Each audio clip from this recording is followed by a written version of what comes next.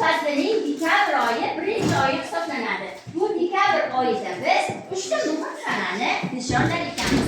Kuni kecha biz O'zbekiston Respublikasining Konstitutsiyasining 30-yilligini nishonladik.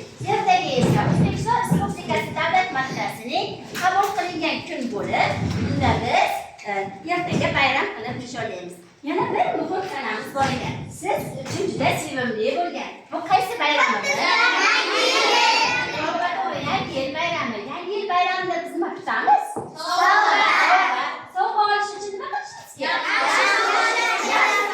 kerak? Barakalla bolajonlarim.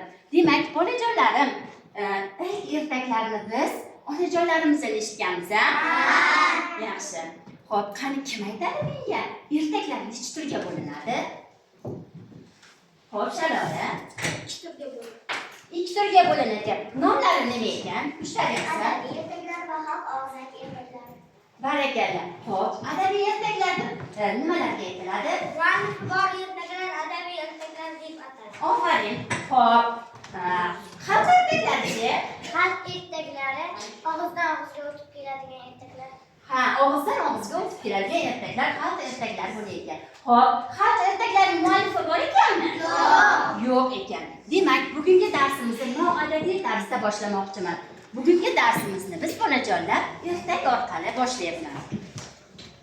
Bugun ertagimiz abadiy ertak bo'lib, bu ertakning muallifi men bo'laman. Ertak eshitishga tayyormizmi? Demak, boshlaylik. Bir bor ekan, bir yo'q ekan. 20-maktab degan saltanat bor ekan. Saltanatni oqila va adolatli qirolicha boshqarar ekan. Qirolicha ta'lim sifatiga katta e'tibor berar ekan. Shuning uchun saltanat ichida ko'p to'garaklar ochilgan ekan.